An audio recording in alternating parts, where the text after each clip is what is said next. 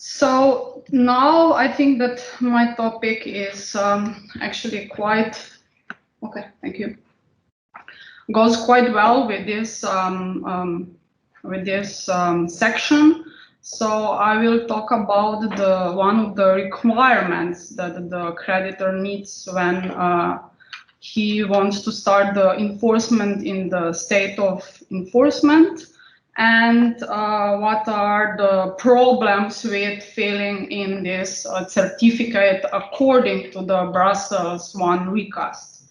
So first of all, of course, for the purposes of the enforcement, the creditor, the applicant, or as we will see, any interested party can actually submit or request for the court in the member state of origin to issue a certificate pursuant to requirements according to Article 53.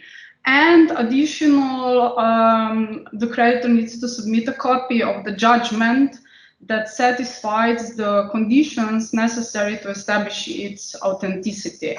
So first of all, what is authenticity? This is the Brussels I recast is actually quiet about this demand, but we need to rely to national legislation, and if I'm not mistaken, in England, the authenticity means sealed judgment, and in other comparative legal system, the authenticity is actually meant by the stamp of the court clerk that gives the stamp, and then this is meant like authentication of the copy of the judgment. Additional question is what is meant with the copy of the judgment, whether there needs to be submitted the whole judgment or just part of it, like operative part or tenor. So additional also Brussels I recast is quite about this requirement. We know that in some comparative legal system, only the tenor is sufficient to start the enforcement, while in others it's also a ratio decidendi important one. So when we talk about the copy of the judgment, we need to keep in mind, as we heard and learned also today, that in some systems the judgments are very long, and on the other hand, in other systems the judgments are shorter. This is also connected with the question of translation of these judgments and costs. So when the enforcement authority in member state addressed cannot properly identify the claim in the enforcement title, it's better to have the whole judgment, not only the extract or not only the tenor or operative part. So the judgment is actually the original enforcement title and cannot be changed or corrected by the extract or certificate.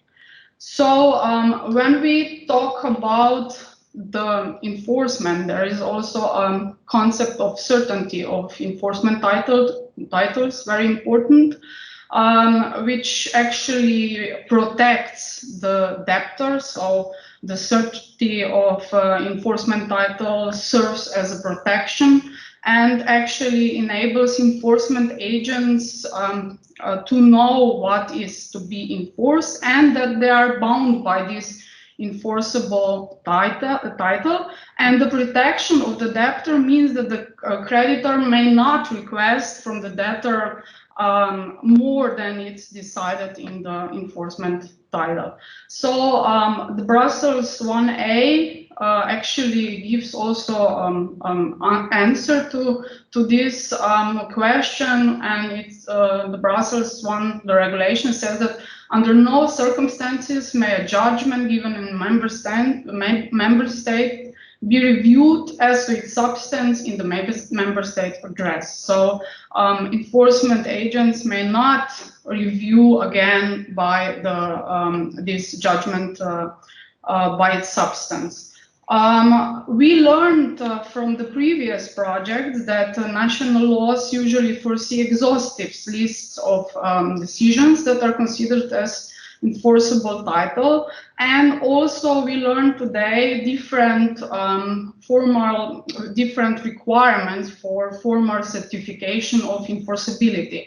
We heard from Professor Bettina Nunnal-Krautgasser what is meant in Austrian, and we will learn about additional requirements in other comparative systems when we get the national reports. So precision is actually very important when going to the enforcement state. So what is enough to be so for foreign court to implement and enforce the decision. So the enforcement agent needs a specific data on the amount of interest under the law of the country of the origin, the costs of the procedure, probably the payment of tax, the time for which default interest begins to run, or the currency of a payment. So we learned that open or dynamic enforcement titles are also possible. Any necessary calculation is done on the objective basis of the foreign laws. So it is important that when court in the member state of origin is implementing or putting data in the certificate, that that the court thinks also if there is a necessary calculation needed for the enforcement agents then to enforce also the interest, what I will show you also later. So an enforcement title is not sufficiently clear if further documents that are not part of the judgment have to be considered to define the performance only. So it's really the principle of certainty that needs to be kept in mind when issuing the required documents. Of course, there is one article in Brussels 1A regulation that says that, however, when a judgment given in a member state which orders a payment by way of penalty, then it shall be enforceable in other member states only if the amount of the payment has been finally determined by the court of origin. So this is one of the clear articles, but in connection of the penalties. So I will briefly talk about the certificate now, according to the Article 42b. So of course, I can say that formulars are usually based on the most typical situation in practice. So it's hard to know every situation and foresee every situation. So the main question is, may the content of the form be adapted to the particular circumstances of the individual case?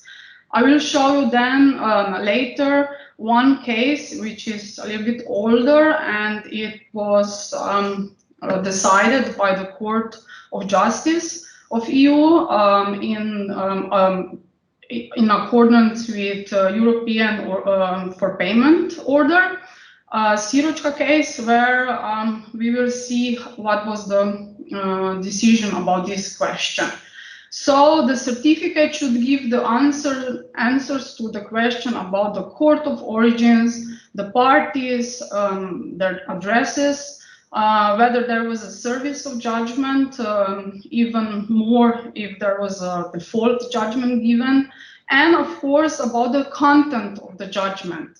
There is also all boxes, part of the certificate, which states different questions on content of the judgment, as to whether or not it is presently enforceable in the member state of origin, whether the judgment was given in default of appearance, the identification of anyone against whom it is enforceable, and the extent to which it's enforceable. Also, additional information that needs to be implemented in this certificate are terms of the judgment, a short description of the subject matter and what was ordered by the court concerning the payment of the principal amount and interest. So what is the extract of the judgment or a summary?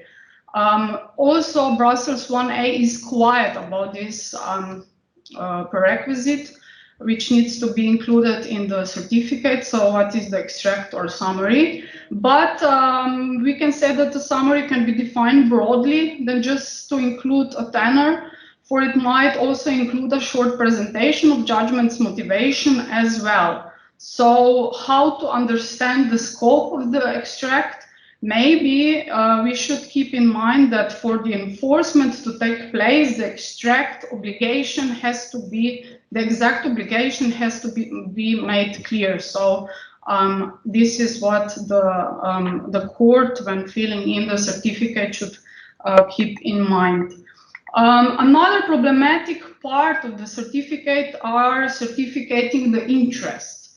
When you look at the certificate, you can see that boxes showing the interest rate, for example, statutory or contractual, are not shown clearly.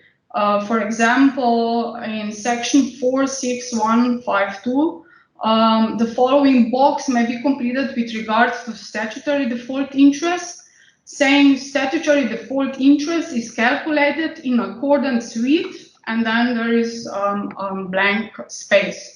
And then probably it's necessary for the court of the origin to specify the applicable law. We know that there are different systems about calculating the interest. So in some countries, the amount of default interest is as a rule fixed in the operative part of the judgment, while in others not. So if we can imagine hypothetical case, for example, and show the problems which can be done in the enforcement country. For example, if a judgment creditor from Italy initiates enforcement in Slovenia, the Slovenian enforcement court has to calculate statutory default interest under Italian law in the process of authorizing the execution. So under Italian law, the judgment only refers to statutory default interest. So the enforcement agent needs to calculate the interest, precise calculation formula. So that's why it is really important for the court of origin to actually in this maybe in this blind space to also to specify applicable law. If we compare forms from other regulations in European Civil Procedure Law, for example, European enforcement order for payment or small claims, I think that those forms regarding the interest are more detailed and more precise. So the problems if judgments and certificate does not contain the precise calculating formula or statutory legal regulation, can be actually presented also with the question whether in this situation the enforcement authority is faced with the question on the method of calculation of interest. So how will the enforcement authority use and know which methods to use when calculating the interest?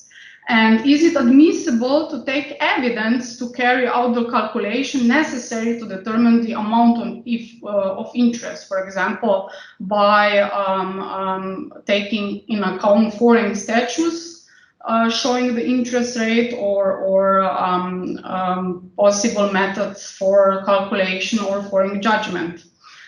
If the Court of Oregon stated in certificate in point 461.521, the foreign statutory provision to calculate the interest, this is sufficient to request a translation of the relevant provisions to determine the relevant provision. So I think that also if there is a statutory provision inputted in this certificate, actually maybe from the point of the bailiff, the request for translation of this relevant provision would be necessary. So what is the solution regarding this problematic part of the certificate regarding interest? Maybe if we actually turn on also to the forms in other European civil procedure regulation, to add a subsection after this point 461.521, stating also enforcing the court of the member state of origin to state also possible additional statutory provision that will help them, the enforcement agents, to calculate this interest. So as I promised you, this is actually the a little bit old case, but we can actually rely on it and start also thinking about possible solutions. So this Sirochka, she was claiming submitting the form to the court for the court to issue European payment order, but the application did not comply with certain formal national requirements. Actually, in the application, the value of dispute was in euro and not in Polish currency, which made it difficult for the court to then how to calculate the court fees. And interests were stated from specific date, like from today, 10th of March 2019, to day of the payment with no specific date. And then the Court of Justice of EU actually answered a few important questions. First of all, it referred to the requirements on court fees and calculation of the court fees, and it decided that national court is in principle allowed to obtain information on the value of the subject matter of the dispute in accordance with the rules laid down by its national law. So in principle, the court may request the claimant to complete the application for European payment order to enable for the court to calculate the fees. And additional about the calculating the interest, the court answered that no matter the fact that the regulation says that the interest should indicate the interest rate and the period of time for which that interest is demanded, and additional that if we take a look at guidelines for filling in the application form for issuing the European payment order, the guidelines are saying that the interest needs to be demanded as accurate and up to date of the decision by the court on the application. But no matter the fact, the Court of Justice of EU actually answered that national court is free to determine the way in which the form is to be completed in practice, provided that the form thus completed enables the defendant two views. First, to be fully aware of the decision that he is required to pay, and the second, to identify clearly the rate of interest and the date from which that interest is claimed. So this is actually answer to from the Court of Justice regarding the problems with specifying the statutory interest. So to finish, I will just like to present you some recent case law by Court of Justice of EU. Since about legal status of the certificate, also the Brussels I recast is quiet. Actually, we know that the certificate has no binding effect. However, because only the judgment becomes binding, but the certification actually shows that the legal fact that the judgment became binding and enforceable, so it has evidential value. And on the other hand,